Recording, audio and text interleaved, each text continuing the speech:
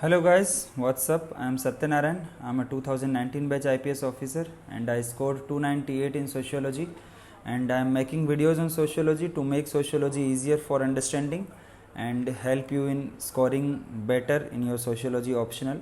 So in the previous thinkers video we have discussed concepts of Karl Marx, and the first two concepts we discussed were historical materialism, and then we also discussed mode of production, which was explained by Karl Marx.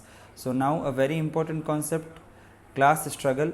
This is like the soul of Karl Marx's writings.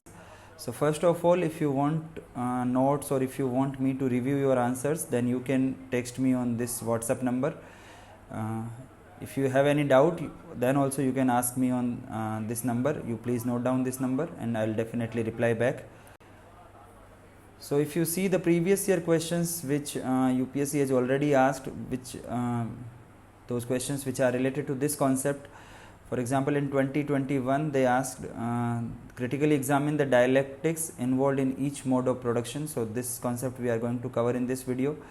They asked a very simple question, evaluate Karl Marx's ideas on mode of production. So this you have already covered in my previous video, that forces of production and relations of production, both of these things makes mode of production, and what Karl Marx has divided his history into several stages based on the mode of production. Then in 2015 they asked distinguish between social organization of work in feudal society and in capitalist society. सो ये इन topics को जो हम इस video में थोड़ा detail में cover करने वाले हैं. सो फर्स्ट ऑफ ऑल जो मार्क्स की सोशियोलॉजी है या Karl Marx sociology is in fact sociology of class struggle. So Marx was although he was not the very first thinker to predict history of different societies in terms of conflict between different classes. इसके पहले भी जो Ingalls ने और other जो scholars ने इस चीज़ को जो है वो परसीव किया था, बट डेलिबरेट तरीके से और कॉन्सेप्चुअल तरीके से जो एक कंप्लीट अंडरस्टैंडिंग जो है वो हम कार्ल मार्क्स की राइटिंग में देखते हैं. So we can say that the sociology of Karl Marx is sociology of class struggle, and for that purpose if you want to understand the Marxian philosophy and thought, you have to understand what is class struggle, and what is class in itself and what is class for itself. सो ये कुछ concepts है जो हम इस video में discuss करने वाले हैं. कार्ल मार्क्स ने जो है वो सोसाइटी को ब्रॉडली जो है वो टू मेजर क्लासेस में डिवाइड किया है. Those are haves and have nots, यानी कि ओवरऑल जितनी भी अब तक डिफरेंट सोसाइटीज़ हुई है उन सब सोसाइटीज़ में जो दो तरह के लोग एग्जिस्ट करते हैं, दोज वो हैव रिसोर्सेज एंड दोज वो डू नॉट हैव रिसोर्सेज. तो इनके बीच में जो है वो आपस में रिलेशंस किस तरह की होती है, ये जो है वो कार्ल मार्क्स ने डिसाइड किया, डिस्कस किया है. So to determine the classification of class, there are two criteria. One is objective criteria, one is subjective criteria. So by objective criteria, Karl Marx means that the people or the group of persons, those have similar relationship to the means of production. यानी कि means of production जो होते हैं, जो भी capital है, labor है, उसका जो relationship वो मीन्स ऑफ प्रोडक्शन के साथ शेयर करते हैं, that is objective criteria, and Marx is called it class in itself. But एक जो है वो सब्जेक्टिव क्राइटेरिया होता है, that is class for itself. And Karl Marx के अकॉर्डिंग जो है वो रिवोल्यूशन तब आएगा जब class in itself becomes class for itself. And that means कि जो सेम रिलेशनशिप शेयर करने वाले जो ग्रुप हैं या जो लोग हैं वो एक कॉन्शियसनेस भी हो उनमें of belonging to the same class. So for example, if we talk in capitalist society, there are two groups. One is the industrialist or the capitalist, and second one is the workers. So because the industrialist, they share same type of relationship to the means of production, they forms a class in itself. And workers, they also because they share a same kind of relationship to the means of production, workers की जो है वो एक different class है. But वो जो class है वो अपने आप में एक क्लास फॉर इटसेल्फ तब बनेगा जब जो सारे वर्कर्स हैं उनके बीच में जो है वो आपस में एक बॉन्डिंग हो, एक अंडरस्टैंडिंग हो, और उसी के बाद जब ये अंडरस्टैंडिंग आती है तभी जो है वो वर्किंग क्लास के मूवमेंट्स, यानी कि जो सोशल मूवमेंट्स जो हैं वो स्टार्ट होते हैं. यानी कि जब तक जो है वो लोग एक दूसरे की कॉन्शियसनेस नहीं आती है तब तक मूवमेंट्स नहीं हो पाते हैं. Now Karl Marx divided societies in 4 different stages, and I have tabularized this concept because जो टेक्स्ट बुक्स में जो दिया हुआ है वो आपको इस तरह से इतना क्लियर कट पर्टिकुलर जो है वो डिस्टिंग्विशन नहीं मिलेगा. So for your easier understanding of the concept, I have divided this into 4 different stages. One is primitive communal system, then next is slave society or slave system. Slave system के बाद जो next concept जो आया वो feudal society का था, और feudal society के बाद जो कैपिटलिस्ट सोसाइटी. एंड जब कार्ल मार्क्स अपनी स्टडी कर रहे थे उस टाइम पे जो कैपिटलिस्ट सोसाइटी थी, and he proposed that after the capitalist society socialist society जो है वो एग्जिस्ट करेगी, and that will be the end of history. So if we see the primitive communal system, उस टाइम पे जो फोर्सेज ऑफ प्रोडक्शन है they were like primitive tools of made of stones and sticks, यानी कि जो बहुत ही basic जो tools हैं जिनसे इंसान जो हंटिंग एंड गैदरिंग की एक्टिविटी जो करता था. सो this is the like forces of production during the primitive society. And the relations of production, जो भी ओनरशिप थी, जो भी रिसोर्सेज थे या मीन्स ऑफ प्रोडक्शन थे, उनकी जो कॉमन ओनरशिप थी पूरे ग्रुप की. सो दैट जो रिलेशनशिप थी लोगों के बीच में, that was of mutual assistance and cooperation. अगर वो एक दूसरे को असिस्ट नहीं करेंगे अगर हंटिंग गैदरिंग में, तो उनकी जो है वो इकोनॉमिक प्रोडक्शन जो है वो पॉसिबल नहीं हो पाएगा. एंड कार्ल मार्क्स का कहना है कि जो इकोनॉमिक प्रोडक्शन जिसमें मैन जो है वो एंटर करता है, यानी कि सोशल जो रिलेशनशिप बनाता है, that is basically the origin point of history. And if we see in this particular stage of society, exploitation जो है इंसान का इंसान से, ह्यूमन बींग का ह्यूमन बींग से, दैट इज़ कम्प्लीटली और ऑलमोस्ट एब्सेंट, यानी कि जो है वो इस टाइम पे कोई एक दूसरे को जो एक्सप्लॉयट नहीं करता था. देन जो है वो आपके जो प्रीमिटिव टूल्स हैं उनमें जब नई डिस्कवरीज हुई, जब फोर्सेज ऑफ प्रोडक्शन जो है वो आपके डेवलप हुए, तो आपके आयरन एंड ब्रॉन्ज टूल्स जो है वो होना स्टार्ट हो गए. यानी कि जो टेक्नोलॉजी में जब डेवलपमेंट हुआ तो जो ह्यूमन बींग्स थे they started using iron and bronze tools, and उसकी वजह से जो है वो large scale agriculture, live stock raising, mining and handicrafts जो है ये सब जो है पॉसिबल हो गए. और ये जब पॉसिबल हो गए तो जो है आपका सरप्लस प्रोडक्शन होना स्टार्ट हो गया. जब सरप्लस प्रोडक्शन जो है वो आपका स्टार्ट हो गया तो इसके लिए जो है वो अब आपको सारे लोगों को जो है वो मैनुअल जो है वो लेबर वो करने की आवश्यकता नहीं रह गई है. तो जिन लोगों के पास जो लैंड थी, they owned the other peoples, and that is basically the slave owners. So slave owners, they had absolute ownership on the means of production as well as the slaves and their production. तो जो भी वो produce करते थे slaves जो थे, उनका जो है वो सारा का सारा ओनरशिप जो था वो स्लेव ओनर्स का होता था. और जो स्लेव ओनर्स हैं वो इसमें हेव्स वाली सोसाइटी है, हैव वाली कैटेगरी है, एंड हैव नोट्स जो हैं वो स्लेव ओनर्स हैं. और जो एक्सप्लॉयटेशन था वो इस लेवल का था कि स्लेव्स जो थे उनको खुद को जो है वो अपना राइट ऑफ रिप्रोडक्शन भी नहीं था, यानी कि वो जो है वो खुद के बच्चे भी नहीं पैदा कर सकते जब तक जो है वो उनके स्लेव ओनर्स उनको अलाउ ना करे. So this is basically very pathetic stage in society और in history. Then next is the feudal society. जब और जो है वो टेक्नोलॉजी डेवलप होने लग गई, जब आपके विंड्स और वाटर को जो यूज़ करते हुए, यानी कि इनएनिमेट सोर्सेज ऑफ एनर्जी को यूज़ करते हुए जब आपकी स्टीम इंजन चलने लगे और जब बाकी चीज़ें शुरू हो गई साथ साथ जो है वो लेबर के, तो जो feudal kind of societies develop हो गई. उसमें फ्यूडल लॉर्ड्स होते थे जिनकी जो लैंड पे ओनरशिप होती थी, और जो है वो उनके जो है वो सर्फ्स होते थे, यानी कि जो लैंडलेस पेजेंट्स और सर्फ जो हैं वो इस पे एग्रीकल्चर करते थे. ये सर्फ जो हैं वो they were tied to the lords, and उनको जो पूरी फ्रीडम नहीं होती थी, और जो भी ये प्रोड्यूस करते थे ये इसका जो है वो एक्सप्लॉयटेशन किया जाता था इनके लैंड लॉर्ड्स द्वारा. देन ग्रेजुअली जो है वो feudal society that developed into capitalist society. And capitalist society के जो फोर्सेज ऑफ प्रोडक्शन है उसमें लार्ज स्केल मशीन प्रोडक्शन है, यानी कि फैक्ट्री सिस्टम ऑफ प्रोडक्शन है. एंड जो प्रोडक्शन होता था वो प्लांट्स एंड मशीनरीज से होने लग गया था. माइंस जो है वो डेवलप होने लग गई थी. This is basically 16th, 17th, 18th century. So this is rise of capitalist society, and the basis for capitalist society is the private ownership of the capital, यानी कि जो भी कैपिटल थी उसकी प्राइवेट ओनरशिप जब होने लग गई. इसके पहले जो थी सोसाइटीज़ उसमें लैंड जो है वो मेन एसेट था. अब जो है वो कैपिटल जो है आपका मेन एसेट्स है, और फिर उसके बाद में जो है वो धीरे धीरे आपके कमर्शियल हब्स डेवलप हो गए. आपके जो है वो इम्पीरियलिज्म का कॉन्सेप्ट आने लग गया. जो भी ब्रिटिशर्स थे और बाकी जो यूरोपियंस थे उन्होंने जो अलग अलग जाके अपनी अपनी जो है वो कॉलोनी एस्टैब्लिश कर ली, like India was colony of East India company.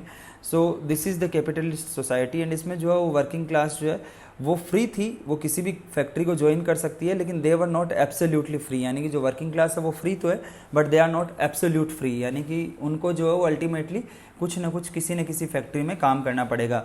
They have the freedom of choosing the factory but not choosing the profession.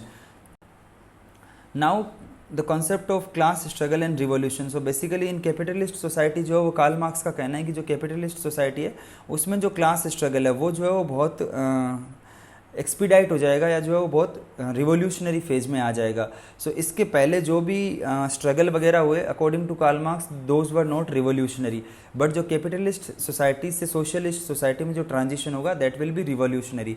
So according to Karl Marx the mode of production और the economic super structure is the base for foundation of any society. So mode of production में आप जानते हैं forces of production and factor relations of production.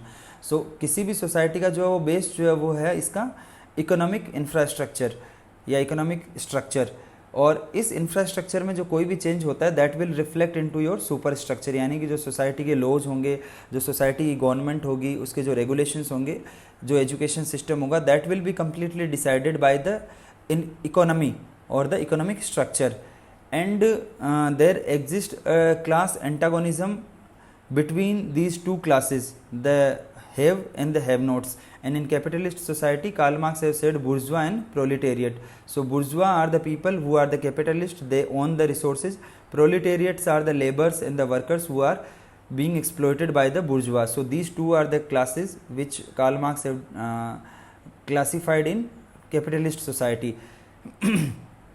So इन दोनों के बीच में जो है वो क्लास इंटरेस्ट जो है वो डिफरेंट है।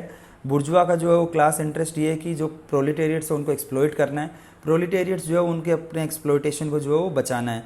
So this class antagonism is the mover of social change and according to Karl Marx theory of social change जो इंटरनल कॉन्ट्राडिक्शन है in any mode of production that is responsible for bringing social change. So in the capitalist mode of production the class antagonism acquires most acute dimension, यानी कि जो acute dimension यानी कि जो classification है आपका, जो दोनों सोसाइटीज़ के बीच में, जो दोनों ग्रुप्स के बीच में जो आपका इंटरेस्ट की जो बात है वो बहुत एक्यूट लेवल पे चली जाएगी। And he said that the class antagonism and subsequently the class conflict in the capitalist society will usher in socialism in place of capitalism through a revolution. So what is the basis of this antagonism that we need to understand? So the contradiction between the forces in the relations of production is the basis for the antagonism that I have already discussed, that how the contradiction, the internal contradiction between the forces of production and the relations of production.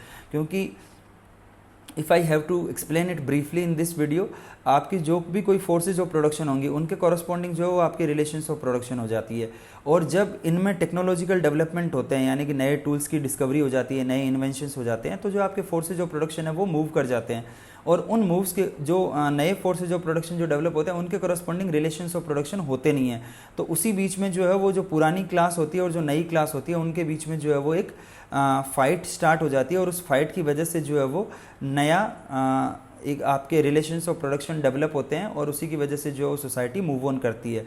So the bourgeois is constantly creating more powerful means of production, but the relations of production, that is apparently both the relations of ownership and the distribution of income, they are not transferred at the same rate.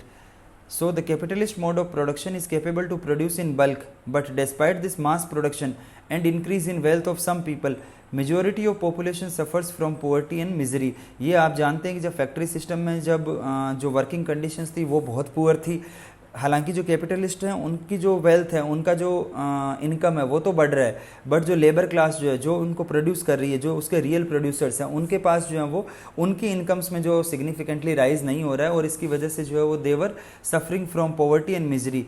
उनकी जो working conditions है, जो है living conditions जो हैं वो अच्छी नहीं थी। So on the other hand there are few families who have so much wealth that is beyond imagination। और ये जो बेसिकली जो गैप है दोनों सोसाइटीज़ के बीच में या सोसाइटी के दोनों ग्रुप्स के बीच में, इसी की वजह से जो है वो एक क्लास वाली जो फीलिंग होती है वर्कर्स के बीच में कि हम वर्कर्स हैं या हम लेबर हैं और फिर जो है वो रिवोल्यूशन करेंगे, ये जो है वो बेसिक कॉन्सेप्ट था कार्ल मार्क्स का। So the stark and wide disparities they create some tiny islands of prosperity in the vast ocean of poverty and misery, and the onus of this disparity lies on the unequal exploitative relations of production। यानी कि जो capitalist society में जो relations of production है they are basically unequal and exploitative which distribute the produce in an unequal manner। यानी कि जो भी प्रॉफिट है उस प्रॉफिट का जो है वो लार्ज चंक जो है वो जा रहा है आपका ओनर्स के पास और बहुत स्मॉल पार्ट जो है वो जा रहा है प्रोड्यूसर्स के पास, और इसी की वजह से जो है वो गैप जो है वो बढ़ता जाता है। So this contradiction according two marks will eventually produce a revolutionary crisis the proletariat which constitutes and will increasingly constitute, यानी कि जो प्रोलिटेरिएट वाली जो संख्या है, यानी कि जो मिडिल रंग्स में भी जो लोग हैं वो भी धीरे धीरे जो है वो पुअर होते चले जाएंगे, यानी कि जो मिडिल कंपनीज जो हैं उनको भी जो बड़ी कंपनीज के द्वारा एक्वायर कर लिया जाएगा और वो जो है वो लोग भी जो फिर वर्किंग क्लास ही बन जाएंगे। सो द प्रोलिटेरिएट जो है वो इंक्रीज होते चले जाएंगे and they will become a class in itself, from in itself to for itself, and a social entity aspiring for the seizure of power and transformation of social relations. So through a class conflict between these class of capitalist and class of industrialist and laborers, the capitalist system is replaced by socialist system. So basically socialist system जो है वो Karl Marx की एक imaginary society थी जिसमें जो sources हैं आपके, जो आपके रिसोर्सेज हैं उनकी जो है वो ऑनरशिप जो है वो कॉमन होगी, यानी कि कम्युनल ऑनरशिप होगी, और उस सोसाइटी में जो है वो बहुत ज़्यादा डिस्पैरिटीज़ नहीं होगी, यानी कि लोगों की इनकम्स के बीच में बहुत ज़्यादा फ़र्क नहीं होगा, और जिसको एग्रीकल्चर करना है वो एग्रीकल्चर करेगा, जिसको बुक्स पढ़नी है वो बुक्स पढ़ेगा, जिसको फिशरिंग करनी है वो फिशरिंग करेगा। So basically this is the idea of Karl Marx of an equal society. But as you have seen, ये जो सोशलिस्ट सोसाइटी है इसको इस्टेब्लिश करने का एक अटेम्प्ट हुआ था रशिया में जो 1920s के बाद से, जब से लेनिनिस्ट मूवमेंट शुरू हुआ वहाँ पे, और फिर उसके बाद जो है वो अराउंड 70-80 सालों तक जो है वो रशिया में सोशलिस्ट गवर्नमेंट एग्जिस्ट की, बट फिर जो finally disintegration of Soviet Union हो गया, एंड उसके बाद से जो है वो there are very few countries where जो है सोशलिस्ट सोसाइटी एग्जिस्ट करती है। एंड सोशलिस्ट सोसाइटी का नेक्स्ट फॉर्म है communist society. So communist society में बेसिकली जो है वो ओनरशिप जो है वो कम्प्लीटली गवर्नमेंट की होगी, और जो लोग हैं उनके पास कोई ओनरशिप नहीं होगी, ना लैंड की होगी ना फैक्ट्रीज़ की होगी, और जितने भी रिसोर्सेज हैं वो गवर्नमेंट के द्वारा ओन किए जाएंगे। So China is one example of communist society which still exist in the present times. So basically जो सोशलिस्ट और जो कम्युनिस्ट सोसाइटी है that is like the next stage of capitalist society as envisaged by Karl Marx, but it has not completely materialized. So thank you so much guys for watching this video till the end. I hope that the concept of class struggle and the class struggle between different societies at different stages have been clear to you. So by now I have discussed 3 concepts of Karl Marx which is given in the syllabus: mode of production, this class struggle, and the historical materialism. So only one concept is remaining which is in the syllabus for Karl Marx is alienation, and alienation पे जो काफ़ी सवाल भी आते हैं, and it is a broader concept, so I will discuss this concept in the next video, alienation. So guys, you please rate this video, and if you feel these videos are helpful you, please comment in the comment section and share with your other friends as well. Thank you so much guys, have a nice day.